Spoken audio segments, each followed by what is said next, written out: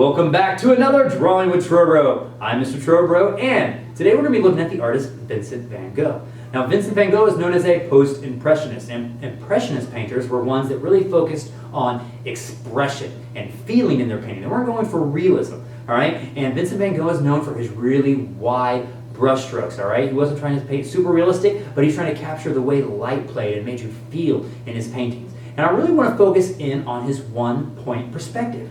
Perspective is the way that we view things. And when we study photographs and how things work in our world, we notice that there's certain rules, all right? When a road is going away from us, it looks like it's getting smaller and smaller. It's not really, but it looks that way because as things go farther away, they get smaller. You might remember that, like, I think it was Sesame Street, where like Grover would come up and go near, and then he'd be really big, and then he'd like run really far away and go far. And you can see that as things get closer, they get bigger, farther away, smaller. And because of that, there's certain rules with perspective, and we're going to learn about one-point perspective. So let's go ahead and get started. So to start my one-point perspective picture, I'm going to start with a small rectangle, and I'm going to draw it kind of small because it's going to be the back wall of my bedroom. So I'm just drawing a horizontal line, a vertical line, another vertical line, and a horizontal line to make a simple rectangle. My picture's a little light because I'm going to have to erase some of these lines, but I'm trying to draw it dark enough where you can still see them. Now the next important part is the vanishing point, that little dot, and all the lines that I'm going to draw besides the vertical and horizontal ones are going to this one dot. So now what I'm going to do is I'm going to go to the corner of my rectangle, and I'm going to line the corner up with the dot and draw a diagonal line going from the corner to the edge of my paper. And I'm going to do this to all four corners. So I line up the ruler with that little dot that I drew right in the middle, and then I draw a line from the corner to the outside of the paper. And then right away as you see this being drawn, it's going to start to become 3D. It looks like it's either a room going in, or like a pyramid coming at you. Next, I'm going to start drawing my bed. And now this is really important. This is kind of like a rule when you're drawing using one-point perspective. All of your lines are either straight up and down, vertical, horizontal means left or right, or they go to the vanishing point.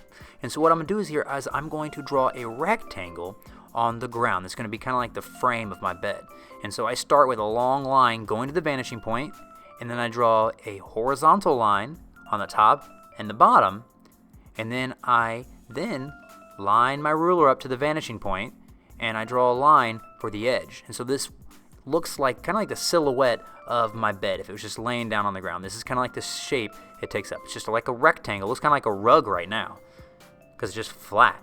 And so then I need to raise it up. And so in order to raise it up, I'm going to need to draw some lines going straight up and down. So right now it's just flat. It's almost like a rug.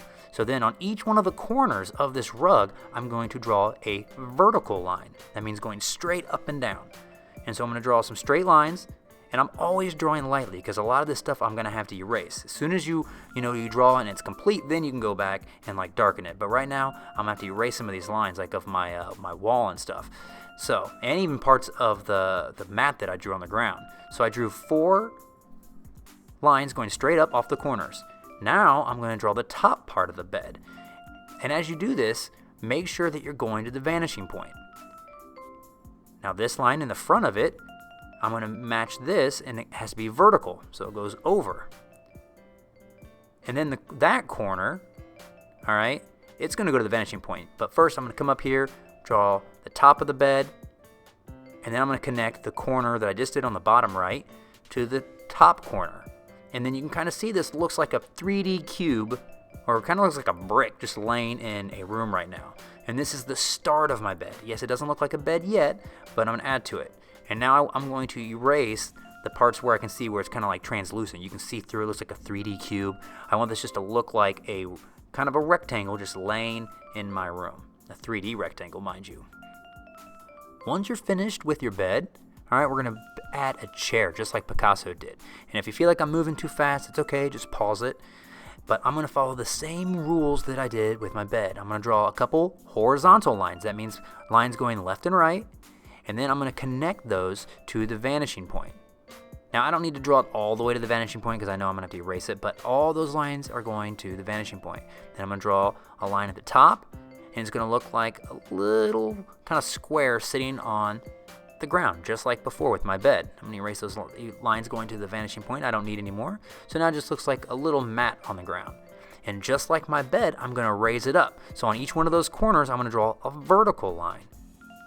So 4 vertical lines going straight up. And I'm always using my ruler. If you don't have a ruler, you can use a straight edge. That means just anything that's straight. So you could use like a book or even use another piece of paper if you wanted to. Whatever you know is straight. So once I have the 4 little lines going up, we are then going to connect them together.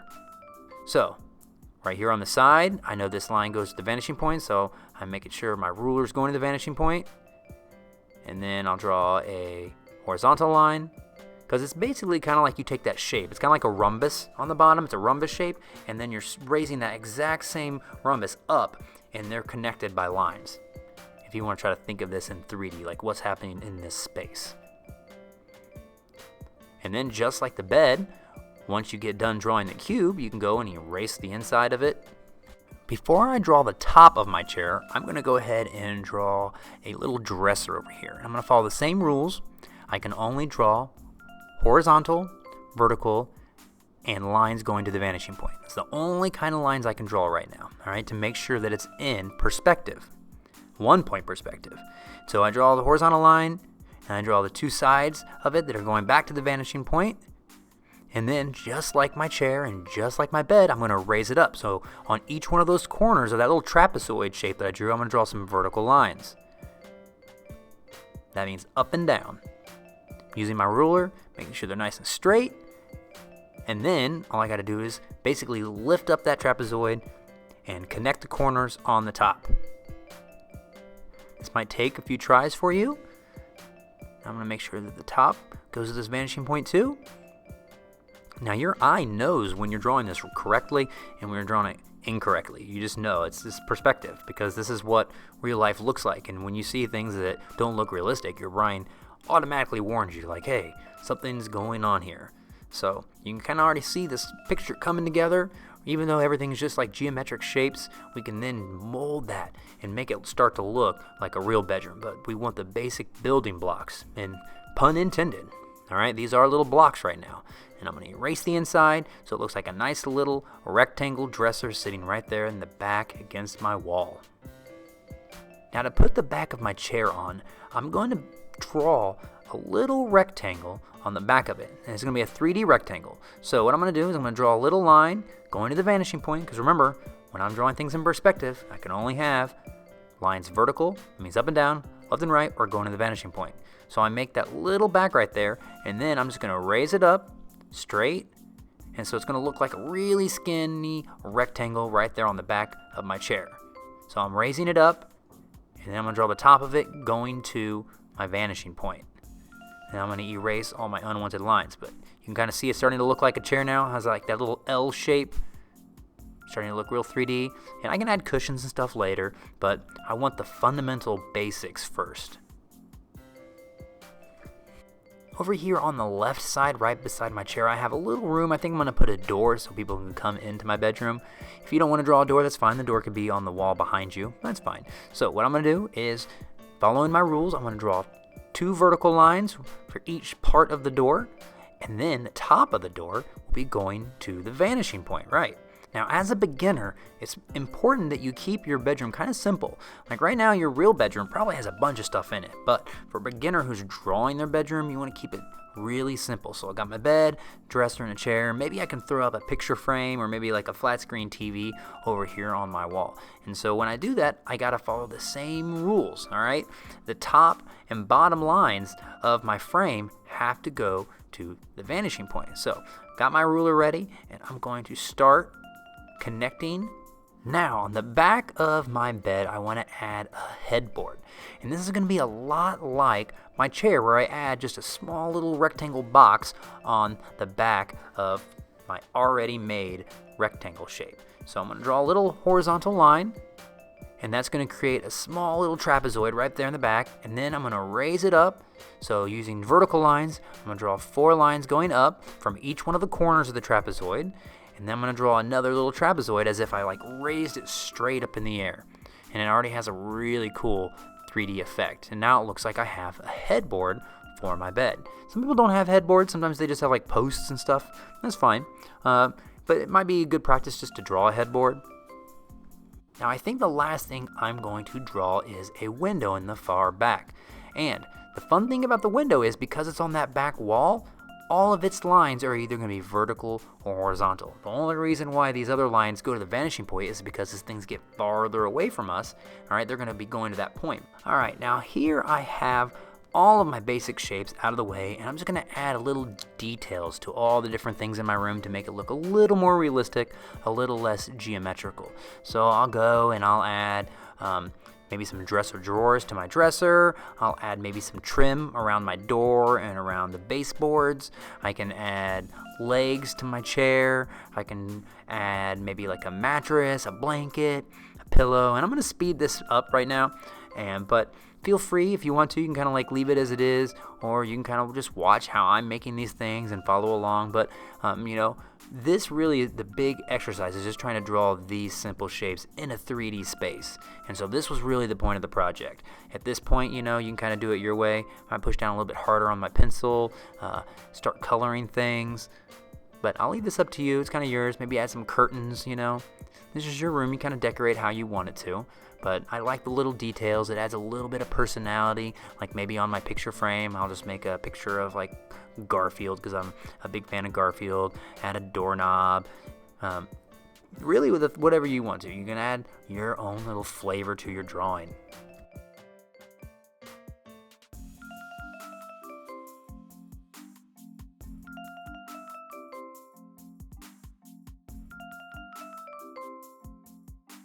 Now I've completely drawn all of my drawing. It is completely finished, and I'm going to do a little time lapse of me coloring it with colored pencils.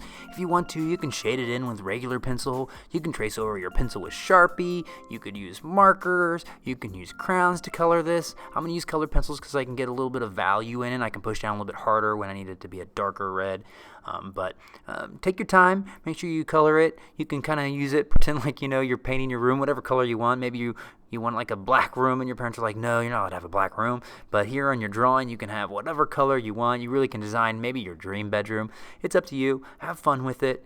Take your time, and don't stress out. Perspective takes a lot of time and practice, and even though you're only in maybe like 4th grade right now, you're not always going to be.